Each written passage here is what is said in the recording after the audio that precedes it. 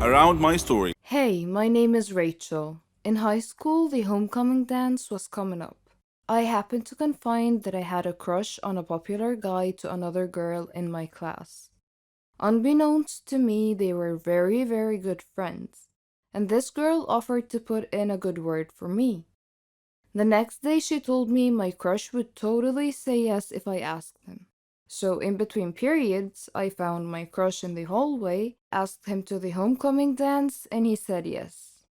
Well, homecoming is on Saturday. Today is Thursday. My crush, his friend, and we went to lunch together and I offered to pay in the hopes that this will make them like me even more. And yes, I was that bad.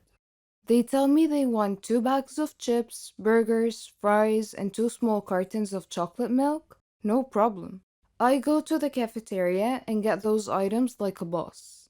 For some reason, I decided to jog over to them, even though that really only shaves off 10 minutes from my trip, but I still did it.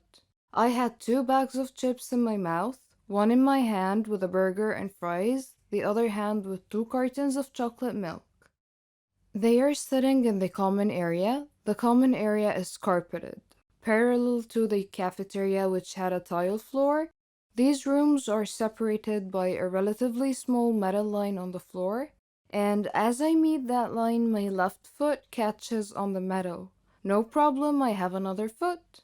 I will just swing that foot forward real quick and save this. But no, the other foot also catches. As I fall straight forward, I try to catch myself with my hands. Well, one hand had the chocolate milk in it, which just burst out, sending chocolate milk in every single direction. My other hand didn't help me either. It slipped on the burger in the bag and the fries go all over the place. The last thing to break my fall was actually my own face. The face with 2 bags of potato chips in my mouth. You know those jokes about chips bags being full of air? Well, they're actually true. As my face collided with the ground, both the bags of chips exploded at the same exact time and it sounded like a gunshot. Somehow one of my shoes just flew off. I tried to melt into the ground and fade out of existence for a moment, and this happened at the meeting point of the common room and the cafeteria. So everyone in both rooms either saw or heard this fiasco and looked over. About 100 students. It's deadly silent for a couple of seconds and then comes the laughter. And dear God, the laughter. It was like a jet engine. Every person there was laughing the hardest they have ever laughed in their whole lives. I even saw the janitor doubled over laughing, bracing himself with a mop handle.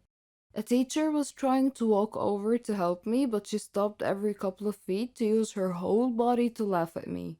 All of this happens not 10 feet away from the table in which my crush and his friends were sitting.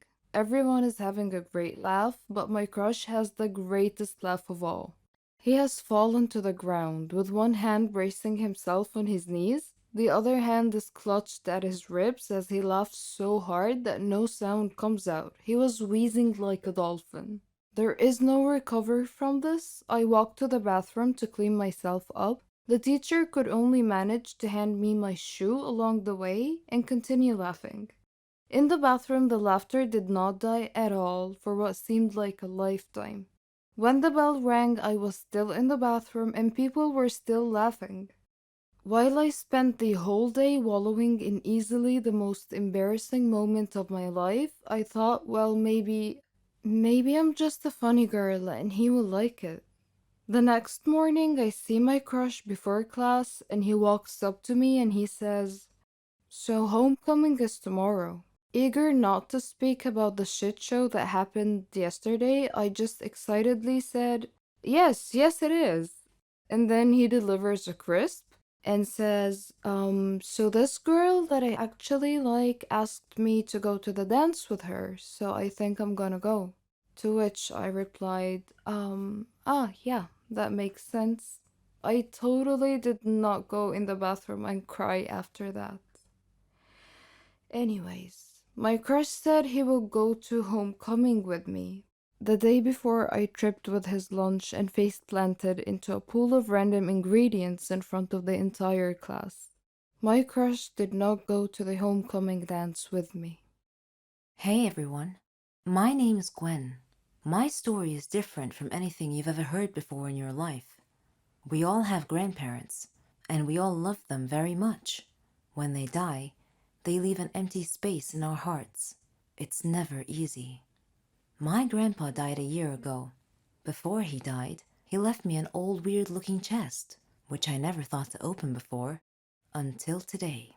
I opened the chest, but all I found in it were two pieces of paper. One of them had only two words, Grandpa's house, and the other had a map drawn on it. I thought for a while, then I decided to go to my grandpa's old house and check things out. So I went to the house. As I took out the key to open the door opened wide. There was no one else there. I was scared, but I was curious to find out more about the map. So I went in. As soon as I got inside, the door slammed shut behind me. I was shocked and scared, but I wasn't gonna back out now. The house looked so creepy and eerie, like it was abandoned for 100 years, and it felt so cold, cold, like standing on ice. I opened the map in my hands and looked around. It showed the inside of the house. I followed the path till I reached the door. When I stood in front of it, it opened slowly on its own. Terrified, I took 2 steps back, but I glimpsed a shadow inside, so I moved forward.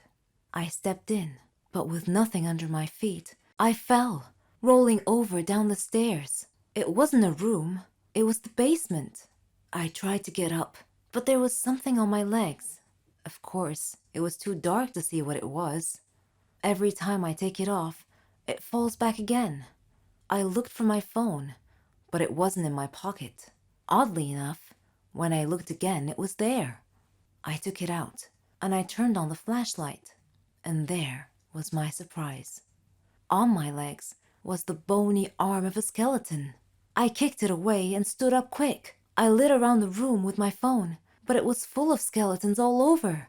Of course, no need to tell you I was scared the heck out of my wits. What happened next was beyond the understanding of an average person.